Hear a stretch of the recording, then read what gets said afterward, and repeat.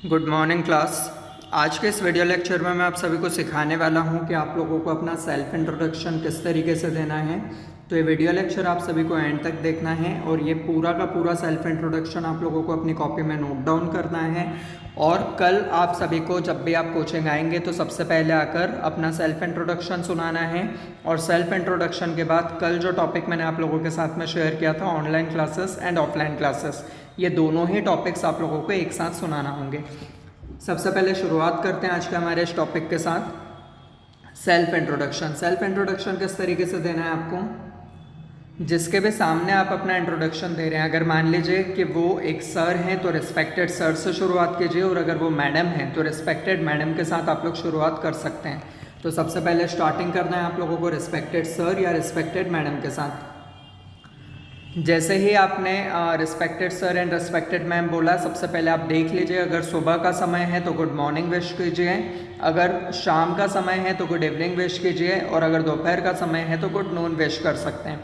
तो यहाँ पर respected sir, good morning, good evening या गुड नून। सबसे पहले आप लोगों को थैंक्स करना है, आप लोगों को इंट्रोडक्शन देने का मौका मिल रहा है इस वजह से। तो आप लोग स्टार्ट कीजिए। Thank you so much for giving me this opportunity to introduce myself in front of you. ठीक है, मतलब आपने मुझे अपने सामने इंट्रोडक्शन देने का मौका दिया, उसके लिए मैं आपका धन्यवाद करता हूँ।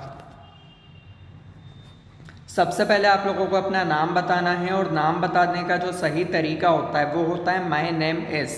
ठीक है, आप लोगों को दिस इज का इस्तेमाल नहीं करना है, माई सेल्फ का इस्तेमाल नहीं करना है। जब भी आप अपना इंटरव्यू दे रहे हैं, जब भी आप अपना इंट्रोडक्शन दे रहे हैं, तो आप लोग ध्यान रखिए कि सेल्फ इंट्रोडक्शन के समय पर आप लोगों को माई नेम इज़ का इस्तेमाल करना है, माई सेल्फ का इस्तेमाल नहीं किया जाएगा। ठीक है, तो माई नेम इज़ और माई नेम इज़ के बाद आप लोगों को अपना अपना नाम लिख लेना है यहाँ पर। जैसे माई नेम इज़ मोहित वर्मा।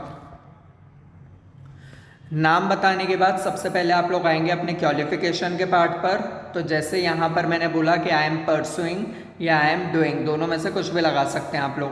तो I am pursuing B.Ed from MB Khalsa college Indore, मतलब मैं क्या कर रहा हूँ, मैं B.Ed कर रहा हूँ। कहाँ से कर रहा हूँ, MB खालसा कॉलेज से, और वो कहाँ पर है, इंदौर में।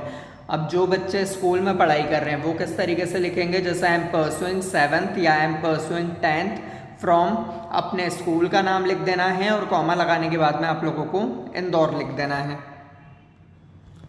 ऐसे बच्चे जिन लोगों की पढ़ाई कंप्लीट हो चुकी है वो लोग यूज़ करेंगे इस सेंटेंस का, जैसे I have completed BBA from Alva college in 2013, मतलब मैंने BBA किया हुआ है, कहाँ से, एल्वा कॉलेज से, और वो कौन से साल में कंप्लीट हो गया था, 2013 में। ठीक है, इसके ठीक बाद I have basic knowledge of computer and internet, मतलब मेरे पास कंप्यूटर और इंटरनेट का बेसिक नॉलेज है। नेक्स्ट लाइन होगी आपकी, I am comfortable to communicate in Hindi and English, मतलब मैं हिंदी और इंग्लिश दोनों ही भाषाओं में बात करने के लिए कंफर्टेबल हूँ। इसके ठीक बाद आप लोगों को बताना है अपना वर्क एक्सपीरियंस। तो ऐसे बच्चे जिन लोगों ने कहीं पर कोई जॉब की है वो अपना वर्क एक्सपीरियंस मेंशन कर सकते हैं, और ऐसे बच्चे जिन लोगों ने कहीं पर कोई भी जॉब नहीं की है या अभी स्कूल में ही पढ़ाई कर रहे हैं, उन लोगों को ये वाली लाइन नोट डाउन नहीं करना है। तो वर्क एक्सपीरियंस किस तरीके से बताना है, जैसे I have 8 years of work experience with Gurukul institute as a teacher, मतलब मेरे पास गुरुकुल इंस्टीट्यूट के साथ काम करने का 8 साल का अनुभव है एज अ टीचर। जिन बच्चों के पास में वर्क का कोई भी एक्सपीरियंस नहीं है वो इस लाइन को यूज़ करेंगे, जैसे आई एम अ फ्रेशर या I do not have any work experience, मतलब मैं फ्रेशर हूँ या मेरे पास में काम का कोई भी अनुभव नहीं है। नेक्स्ट लाइन होगी आप लोगों की, कहाँ पर आप रहते हैं। ठीक है, तो जैसे I live at Smriti Nagar इन इंदौर, मतलब मैं स्मृति नगर में रहता हूँ, जो कहाँ पर है, इंदौर में। उसी तरह से आप लोगों को नेक्स्ट लाइन में ये बताना है कि आप बिलोंग कहाँ से करते हैं। जैसे प्रीवियस लाइन में मैंने आपको बताया कि मैं स्मृति नगर में रहता हूँ जो कि इंदौर में है, पर मैं बिलोंग भी कहाँ से करता हूँ, तो मैं बिलोंग भी करता हूँ इंदौर से। तो मैं उसके लिए किस लाइन का इस्तेमाल करूँगा, जैसे basically I am from Indore, मतलब मैं रहने वाला भी कहाँ का हूँ, इंदौर का ही हूँ। ठीक है,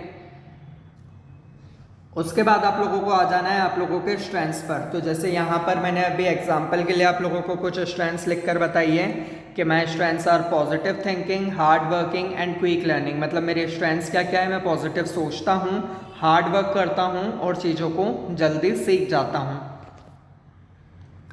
स्ट्रेंथ्स के बाद आप लोगों को आपकी वीकनेस बताना है। अब आप लोगों को ध्यान रखना है कि वीकनेस कभी भी अपनी किसी के सामने शो नहीं करना होती है, बट फिर भी अगर कोई सामने वाला पर्सन आपसे आपकी वीकनेस के बारे में पूछता है तो आप लोग यहाँ पर बता सकते हैं, जैसे my weakness is I do not eat food until I complete my work. मतलब मेरी वीकनेस क्या है कि मैं खाना नहीं खाता हूँ जब तक मैं अपना काम पूरा ना कर लूँ। तो ये एक पॉजिटिव इम्प्रेशन भी जाएगा आपका, और साथ ही में आपने अपनी वीकनेस भी नहीं बताई और आपका काम भी हो गया। ठीक है, नेक्स्ट आप लोगों को आना है अपने फैमिली बैकग्राउंड पर। तो जैसे यहाँ पर मैंने मेंशन किया हुआ है कि इंक्लूडिंग में there are 4 members in my family. मतलब मुझे मिलाकर मेरे परिवार में कितने सदस्य हैं, 4 सदस्य हैं। अब आप लोग अपने अपने फैमिली मेंबर्स के बारे में लिख सकते हैं, पर आप लोगों को ध्यान रखना कि जो भी बच्चे जॉइंट फैमिली में रह रहे हैं, ठीक है, तो उन्हें अपने दादा दादी, अंकल आंटी इन लोगों को काउंट नहीं करना है। सिर्फ और सिर्फ अपने मदर फादर को काउंट करना है, अपने पेरेंट्स को काउंट करना है, और जो भी आपके सिबलिंग्स हैं, मतलब जो आपके सगे भाई बहन हैं, सिर्फ उन लोगों को ही काउंट करना है। ठीक है, तो इंक्लूडिंग में, और उसके बाद जितने भी मेंबर्स आपके फैमिली में हैं, आपके सगे भाई बहन काउंट होंगे इसमें, इसके अलावा और कुछ भी नहीं। ठीक है, और आपके पेरेंट्स काउंट होंगे। उसके बाद सबसे पहले आप लोगों को बताना है अपने फादर के बारे में। जैसे यहाँ पर मैंने मेंशन किया हुआ है कि first of all my father mister Manoj Verma, he is a private employ. मतलब सबसे पहले मेरे पिताजी, जिनका नाम मनोज वर्मा है, वो एक प्राइवेट एम्प्लॉय हैं। अब इसी तरीके से आप लोग भी लिख सकते हैं, जैसे first of all my father, यहाँ पर आप लोग अपने अपने फादर का नाम मेंशन कर दीजिए, और फिर he is a private employ की जगह अगर मान लीजिए कि कोई गवर्नमेंट जॉब में है तो यहाँ पर आप लोग मेंशन कर सकते हैं कि he is a government employ.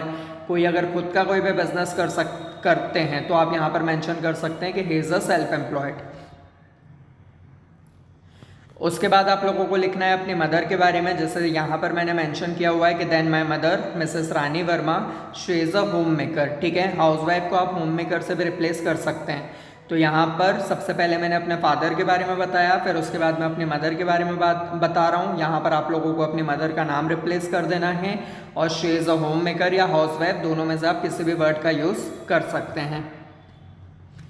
उसके बाद आप लोगों को बताना है आपके भाई या बहन के बारे में। जैसे यहाँ पर मैंने मेंशन किया हुआ है कि then I have a younger sister, she is studying. मतलब मेरी एक छोटी बहन है, वो पढ़ाई कर रही है। अगर किसी के बड़े भाई बहन है तो यहाँ पर वो लोग एल्डर वर्ड का यूज़ कर सकते हैं, जैसे then I have a elder brother या तो एल्डर सिस्टर। और फिर उसके बाद में वो जो भी कर रहे हैं, पढ़ाई कर रहे हैं, जॉब कर रहे हैं, यहाँ पर आप लोगों को मेंशन करना है। अब यहाँ तक आप अपने बारे में ऑलमोस्ट सारी इन्फॉर्मेशन दे चुके हो, अपना नाम बता चुके हो, ठीक है, अपनी क्वालिफिकेशन बता चुके हो, वर्क एक्सपीरियंस बता चुके हो, कहाँ पर रहते हो, कहाँ से बिलोंग करते हो, आपके स्ट्रेंथ्स क्या है, वीकनेस क्या है, आपकी फैमिली बैकग्राउंड, सारी इन्फॉर्मेशन आप दे चुके हो। उसके बाद भी अगर सामने वाले पर्सन का कोई भी क्वेश्चन है तो वो आपसे पूछ सकता है। तो उसके लिए आप लोगों को एक लास्ट लाइन मेंशन करना है कि please ask if you have any other question. मतलब इसके अलावा भी अगर आपका कोई क्वेश्चन है तो वो आप मुझसे पूछ सकते हो। ठीक है, तो ठीक इसी तरीके से एज इट इज़ आप लोगों को अपना अपना सेल्फ इंट्रोडक्शन प्रिपेयर करना है, और प्रिपेयर कर कर लर्न कर कर कल आप सभी बच्चों को कोचिंग में आना है।